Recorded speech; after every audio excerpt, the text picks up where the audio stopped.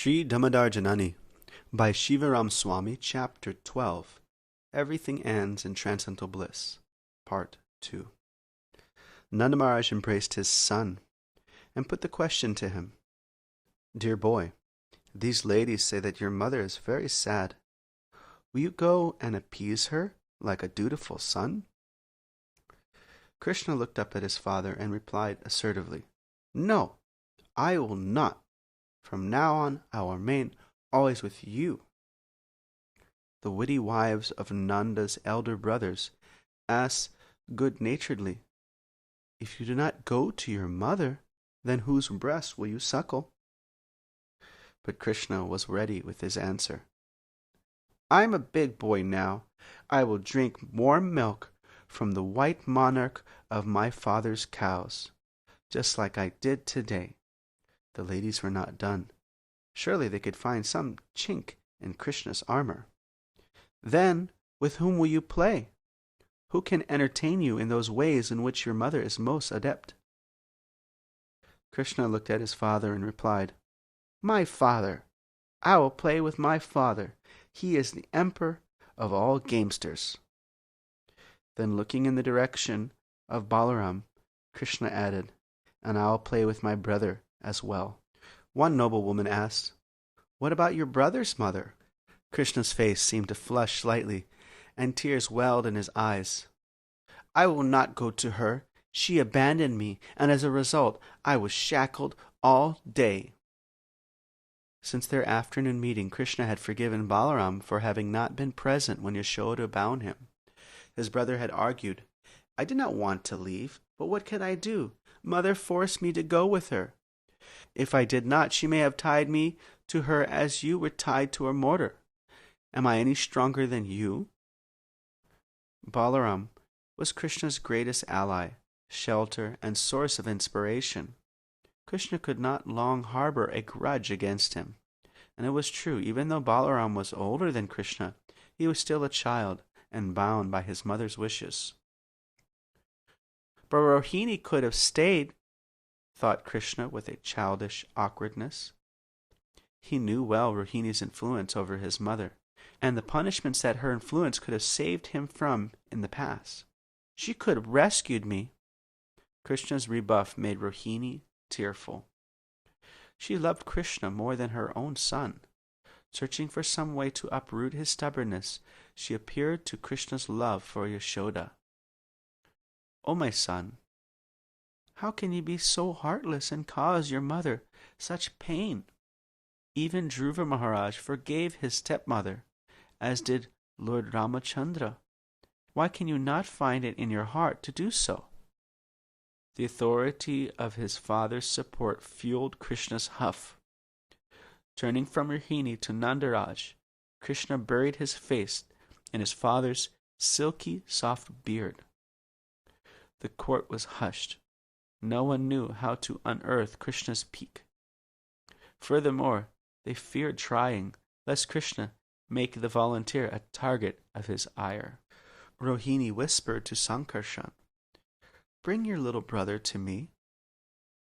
Balaram obediently slipped off his mother's lap and sauntered to the king, where he took hold of Krishna's hand and gave it a gentle tug. But Krishna was not to be so easily subdued. Although Balaram was the presiding deity of false ego, Krishna was the origin of Balaram, hence of false ego. When Krishna wanted to be stubborn, no one could be more stubborn than he. Shaking off his brother's hand, Krishna wrapped his arms tightly around his father's neck and nestled deeper into Nanda's lap. Casting a noose of pleading looks at his father, Krishna bound the heart of the Gopa's king and brought him completely under his control. Nanda Maharaj could not resist. His wife was generally Krishna's favorite. Therefore, on the rare occasion that Krishna was partial to his father, Nanda Maharaj could not help but indulge his son. In the way that the young gopis would transgress laws of morality to fulfill Krishna's adolescent lusts, his parents could not help but ignore guidelines of good parenting to satisfy his childish demands. Nanda embraced Krishna tightly, his uncontrolled tears raining upon his son. The two were the picture of parental bliss, and for a moment all present forgot the plight of Yashoda, reveling in the sight of the eternal Father and Son. But Nanda Maharaj did not forget his wife. With Krishna close to his heart, the king could sense that the boy still longed for the sanctuary of his mother's tender warmth and soft breasts, the comfort of her camphored breath and cooing voice. For Krishna, there was no embrace like that of Mother Yashoda, and there was no love to replace hers. Free from the slightest trace of envy, the king devised an elixir to conjure up Krishna's suppressed affection for his mother. Holding Krishna at arm's length, and in the tone of royal proclamation, Nanda Maharaj raised a slightly threatening hand and said, "Son, say the word, and I will give that woman a suitable thrashing. As king of Vraj, I cannot tolerate injustice. If a sin is perpetrated by my own kith and kin, I must act on it, lodge a complaint, and then just see what I'll do."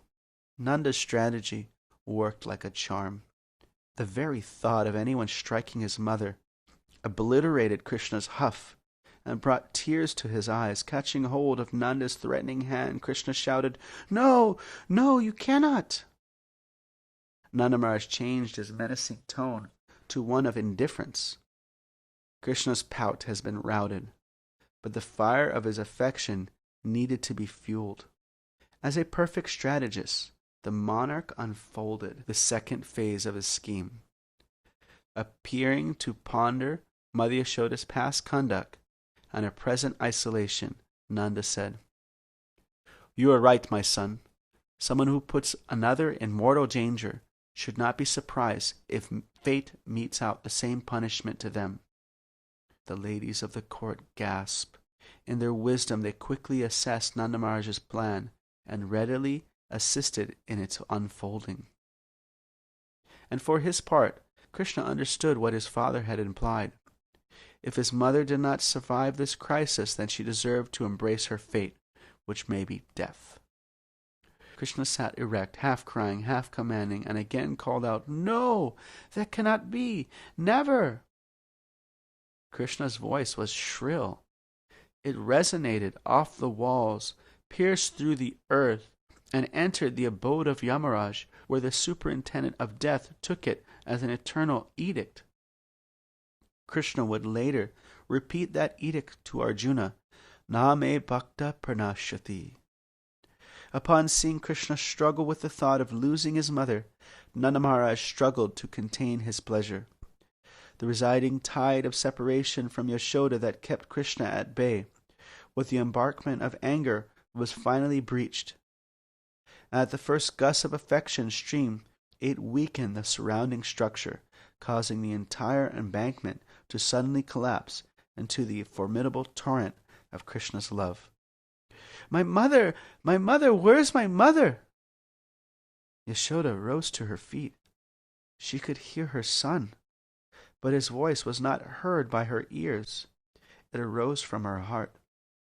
Yashoda's heart was one with her son's. Whatever he felt, she felt. His indifference was like the full force of a winter storm. His yearning, a sudden blossoming of spring. Prema, however, would not let her move. Indeed, it forced her to sit again and wait. But she would not have to wait long. Utter dependence on Yashoda erupted within Krishna. Anxious to see his mother, he jumped off his father's lap and frantically cried, "Where's my mother? I have to go there. Where is she?" Bewildered by his own love, Krishna ran to Rohini for shelter, repeatedly crying, "Where is mother? Where is mother?" Rohini embraced the child, momentarily treasuring his touch. Then wiping his tears with her veil, she comforted him and replied, "Do not fret. Come with me. I will take you to your mother." After what seemed like eternity, Yashoda saw her door open cautiously and silently.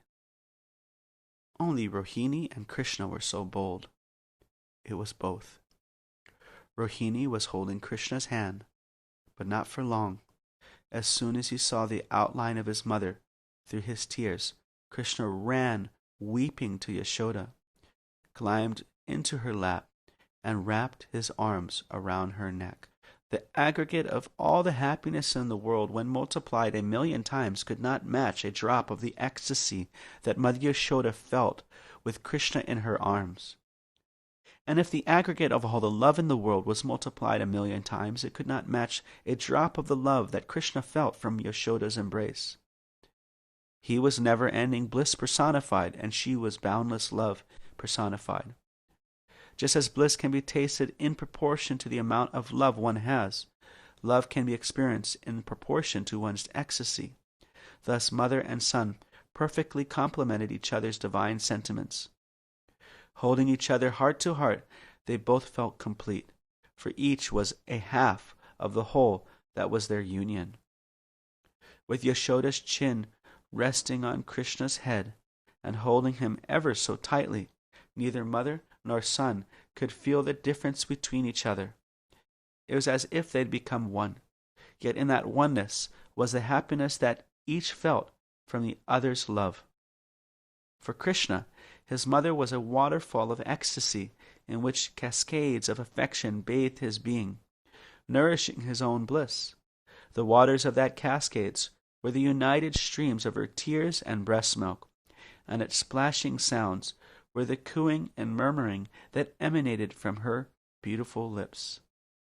The goddesses of separation and union became lotuses that flowed with the cascading waters and fell from Krishna's head to his lotus feet, blossoming there with prayers for eternal service.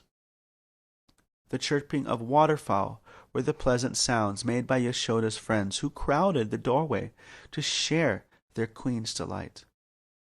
Yet as wondrous as Yashoda's relief at being united with her son, as horrendous was the thought of being separated from him again. The pain of the last few hours had left an indelible scar on Yashoda's heart, a scar that would not heal. Only by holding Krishna could the lifeblood of her love be stemmed, and that hope that she would not wilt away secured. But Krishna should be fed. While his godhood could subsist on love alone, his childhood required Yashoda's breast milk. Since the queen was too lost in being with Krishna, wise Rohini had to console Yashoda with sweet words and reminded her that Krishna was hungry. It did not take much reminding. When Yashoda heard the words, "Will you not feed your son?" she immediately came to external consciousness, and like a dutiful mother, she pleased Krishna with her breast milk. When a honeybee collects pollen from a flower, that flower loses some of its natural luster. But when Krishna drank the nectar of his mother's breast, her face and body regained their natural beauty and effulgence. Rohini said, "Queen, you must now dine with your son, for he has been picking at his supper without your presence." Hearing these words, Yashoda opened her wide eyes and saw that her clever maidservants had set a dinner table, and that her most intimate friends were waiting to eat with her.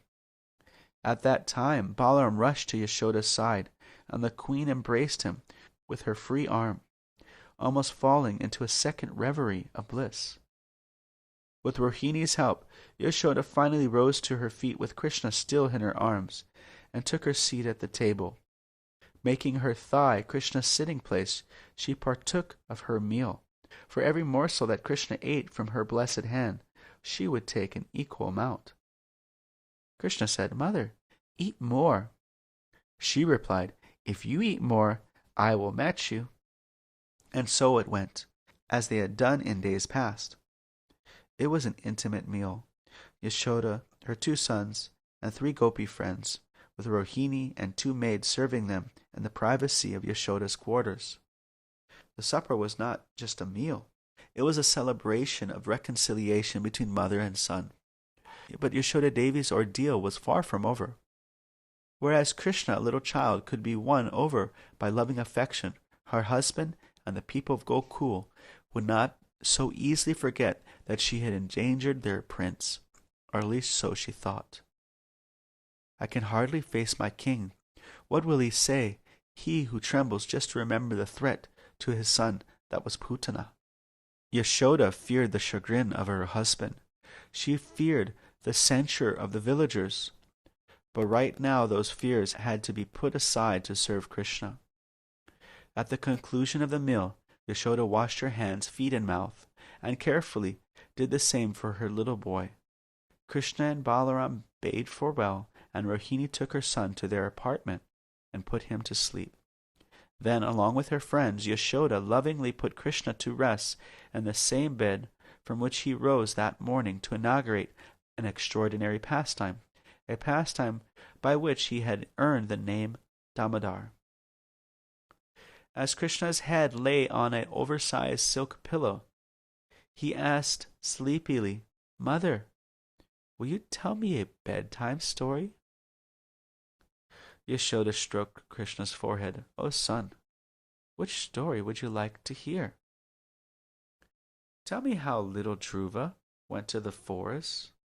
"Listen, little Lotus, and I will tell you about the great-grandson of the Creator." "I'm listening." "Once, Dhruva's stepson insulted the prince, so he went to the forest to search out Lord Narayana."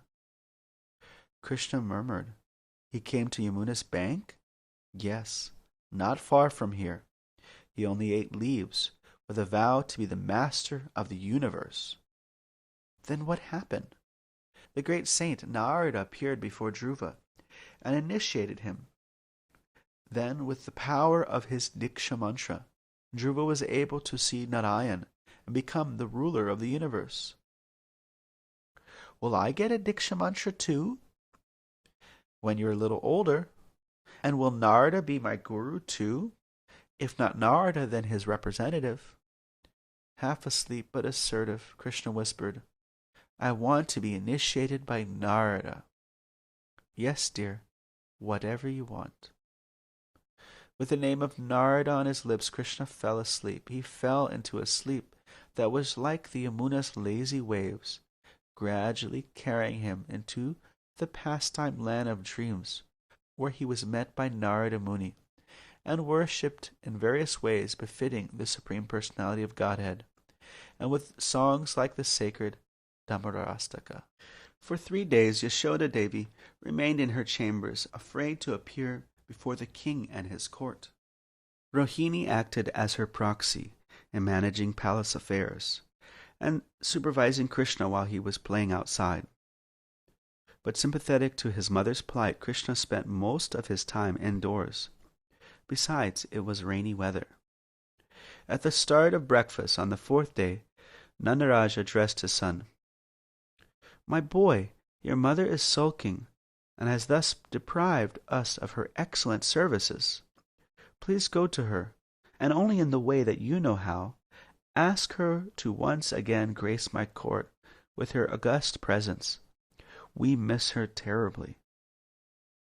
Taking the order of his father on his head, Krishna ran off to his rooms. Soon thereafter he emerged with the queen, holding the helm of her dress, drawing her forward with sweet words and gestures. They were like 2 monsoon clouds, one large, one small, both quenching the thirsty Chakata bird eyes of those present. Mother and son stopped at the entrance of the dining hall. Yashoda's face flushed with embarrassment, her eyes fixed at her feet. There was an awkward silence. Then Krishna spoke. "Mother, this palace is empty without you." Very self-conscious, Yashoda Devi scratched the floor with her toes and the place that her tears were falling. Nanda Maharaj mentally scolded his wife. "Nandarani, it was a mistake to punish your son in the way that you did." But then Gargamuni's prophetic words arose in his mind. "This child of yours will be as good as Narayana.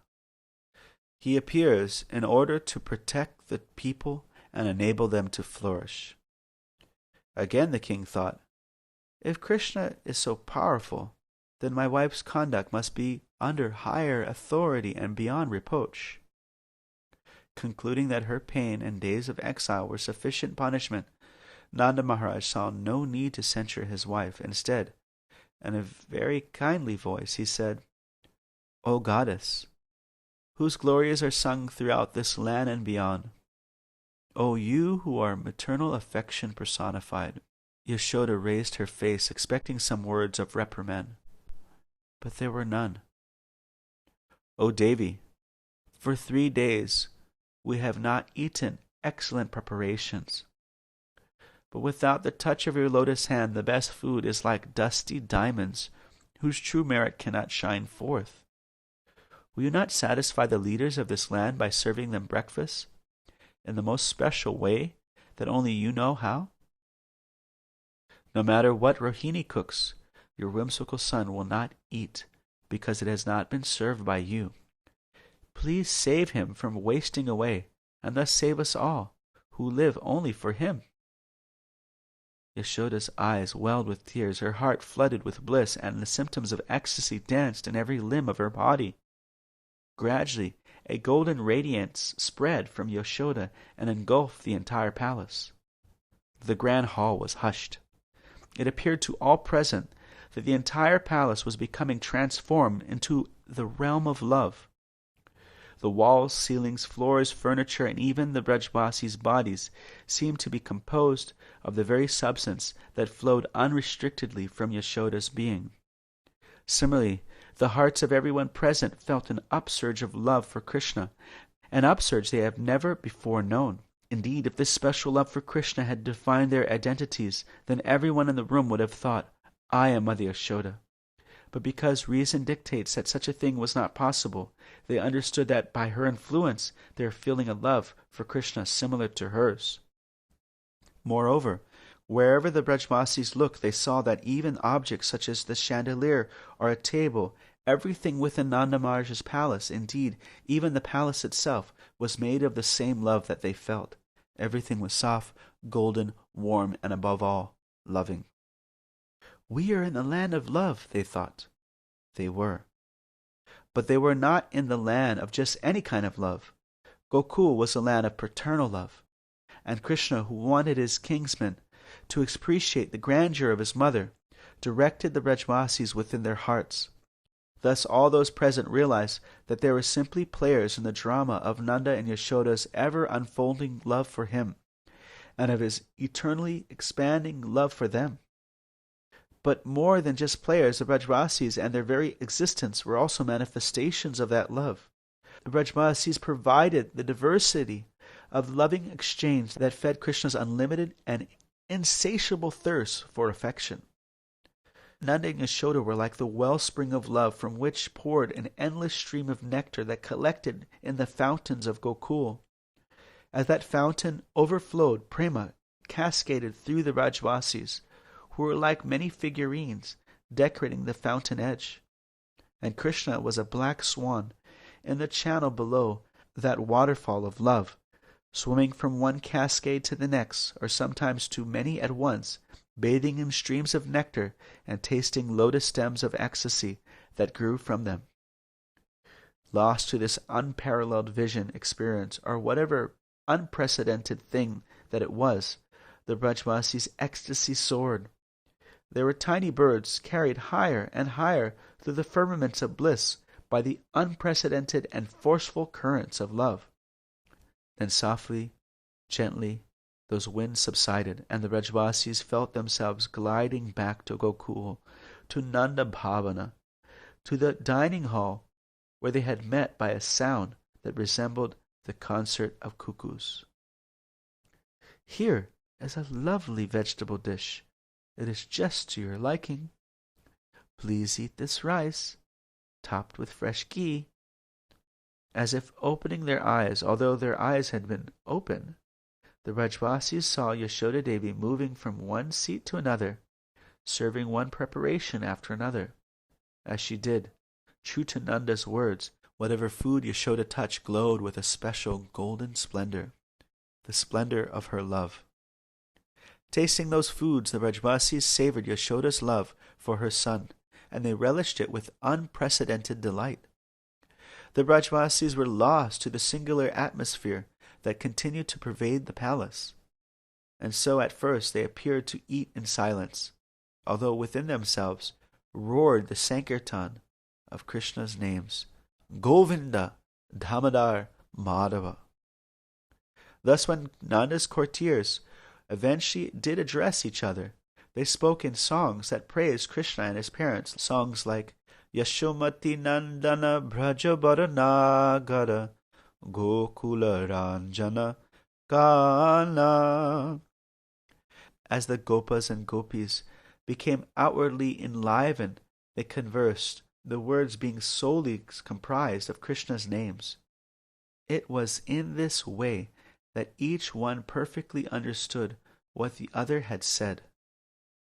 Among those divine names was Dāmodara, Krishna's eternal name, newly revealed by this pastime.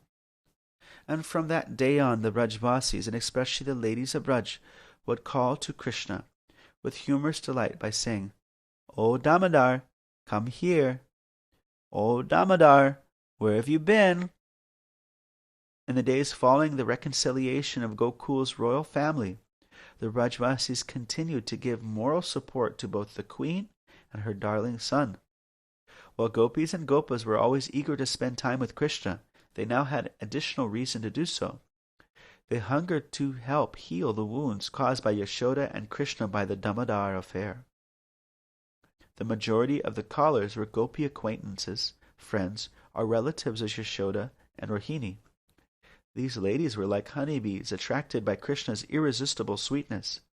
His smile, features, speech, his everything. Indescribably attractive to the senses, mind, and heart. Everything he was or did was a novel intoxicant, and every moment with Krishna was a festival of indescribable joy. And just as he completely mesmerized the Brajvasis, Krishna was completely mesmerized by them. Although he was the original eternal being, the unbounded love of the gopis appeared as an unprecedented delight that both captivated him and brought him under its control, hence their control. He who controls great demigods like Brahma and Shiva was now a plaything of the Brajvasis, and was fully immersed and entirely lost to that identity, relishing every moment of it. Who then can estimate the good fortune of the Brajvasis, not to speak of Nanda Maharaj and Queen Yashoda? By submitting himself to the loving whims of the gopis, Krishna made it known that he is absolutely controlled by the Brajvasis' unconstrained affection. Thus he exhibited pastimes that confound even the residents of Ayodhya, what to speak of the denizens of Vaikuntha or the material planets below. Whenever guests would come, Krishna would either stop or look up from his play to see whether the caller had brought gifts. And they did, but gifts for which Krishna would have to first display some enchantment. A graceful gopi guest would show Krishna a tray of sweets and say, "O Gopal, look at these tasty treats." And Krishna would answer, "May I please have one?"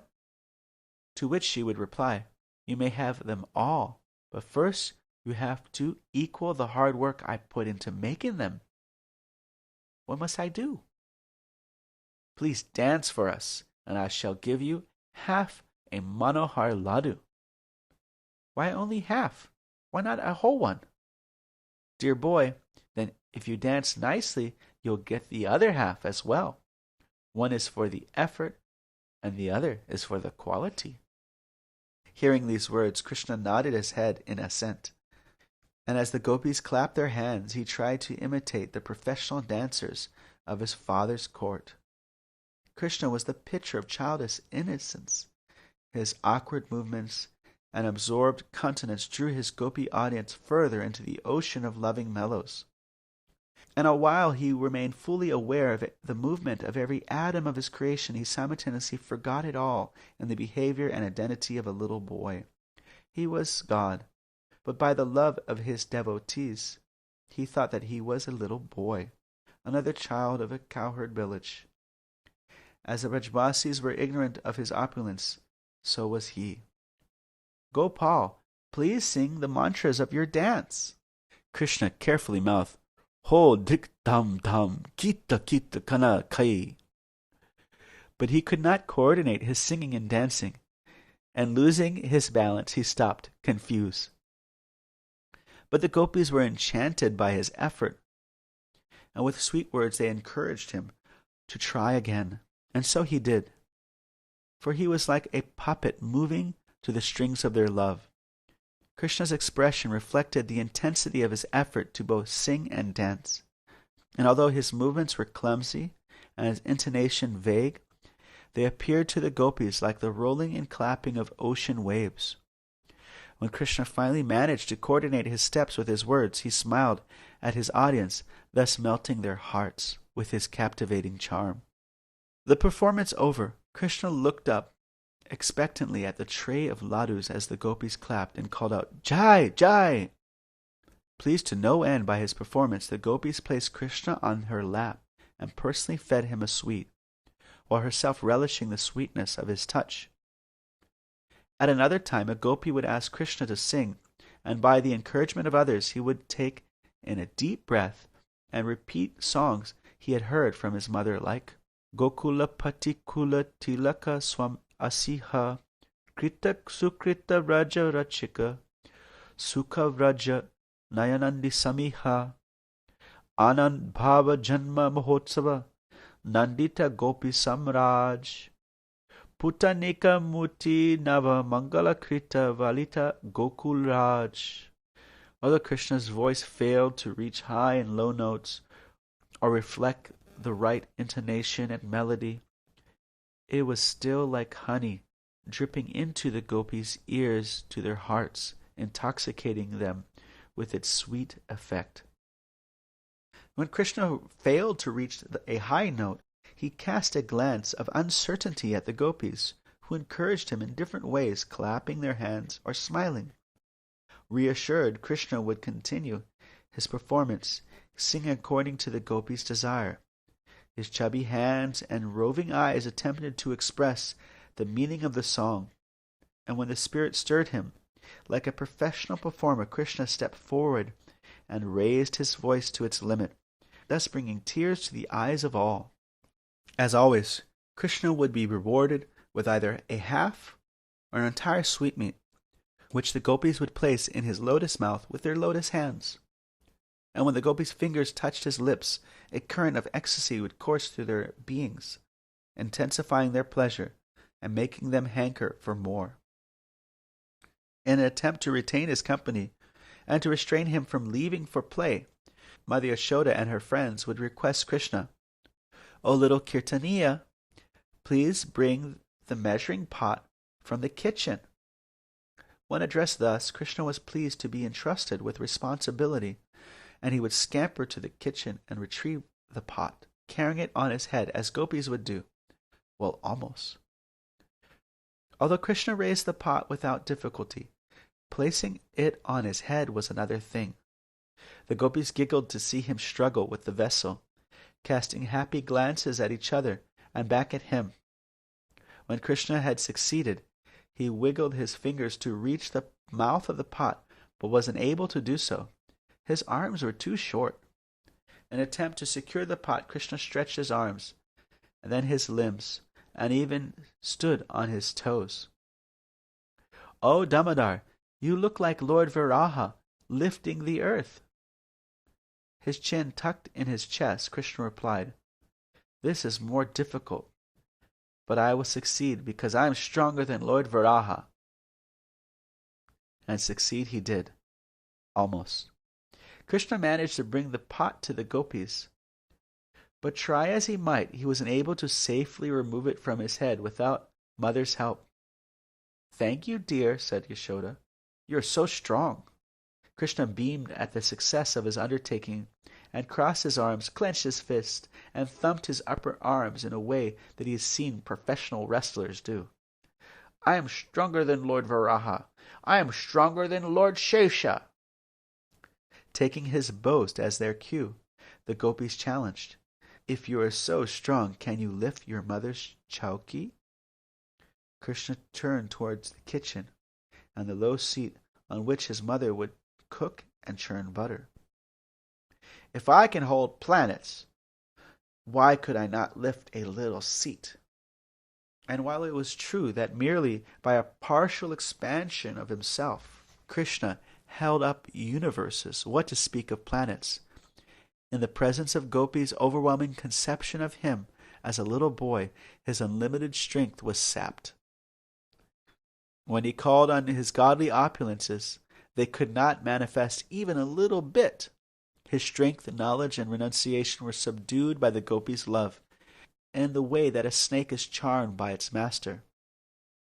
So when he went to lift the chowki, Krishna could raise one end, but not the whole thing. Unwilling to admit defeat, he tried to lift it widthwise, then lengthwise, all to no avail. This seat repeatedly slipped back to the ground with a thud.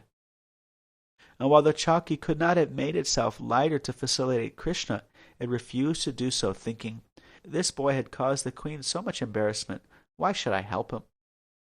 Frustrated in his attempt, and embarrassed by being less than Varaha or Shesha, Krishna silently shed tears of anger, and finally kicked the seat in disappointment. "Oh, poor boy!"